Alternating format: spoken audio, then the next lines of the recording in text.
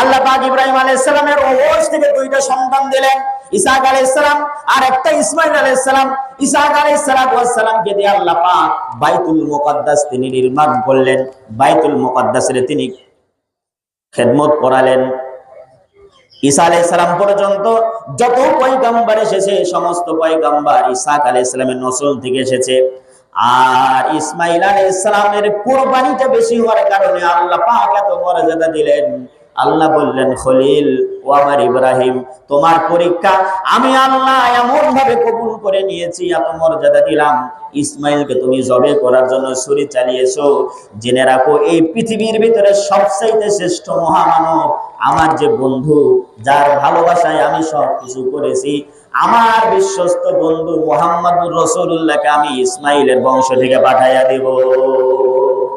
বলুন সুবহানাল্লাহ। আমার বন্ধুগণ, আল্লাহ রাব্বুল আলামিন ইসমাঈল আলাইহিস সালামের মর্যাদা আরো বাড়াই দিলেন, যেহেতু তিনি জবে হতে চেয়েছিলেন। মর্যাদা কিভাবে বাড়ালেন? আল্লাহ রাব্বুল আলামিন হযরত ইসমাঈল আলাইহিস সালামকে দিয়া বাইতুল্লাহ নির্মাণ করালেন, বাইতুল্লাহ শরীফের খেদমত করালেন। এক সন্তানকে দিয়া ফিলিস্তিনের জেরুজালেমে অবস্থিত বাইতুল মুকাদ্দাস খেদমত নিলেন ইসহাক আলাইহিস সালামকে দিয়ে, আর ইসমাঈল আলাইহিস সালামকে দিয়ে বাইতুল্লাহর খেদমত নিলেন। রাসূলুল্লাহর কাছে জিজ্ঞেস করা হয়েছিল, হযরত আবু যর বলেন, ইয়া রাসূলুল্লাহ, এই পৃথিবীতে সবচেয়ে প্রধান ঘর, প্রথম ঘর কোনটি? নবীজি বললেন, বাইতুল্লাহ। এরপর হযরত আবু যর বলেন, সুম্মাইয়ু, তারপরে কোনটি? আল্লাহর নবী বললেন, আল মসজিদুল আকসা। হযরত আবু যর বলেন, কাম বাইনাহুমা, তাদের ব্যবধান কত ছিল, কত বছরের ব্যবধান ছিল? আল্লাহর নবী বলেন, আরবাউনা আমান। বাইতুল্লাহ আর বাইতুল মুকাদ্দাস নির্মাণের ব্যবধান ছিল 40 বছর। কয় বছর? 40 বছর। ইব্রাহিম আলাইহিস সালাম হিজরত করেছিলেন ফিলিস্তিনে।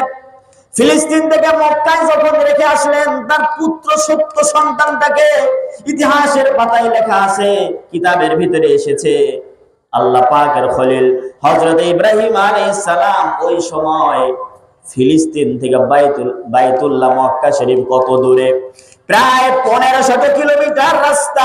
যানবাহন নাই, হেলিকপ্টার নাই, প্লেন নাই, গাড়ি নাই, পায়ে হেঁটে ইব্রাহিম আলাইহিস সালাম ফিলিস্তিন থেকে বাইতুল্লাহ গিয়েছিলেন, মক্কা শরীফ গিয়েছিলেন মাত্র 5 বার। কয়বার?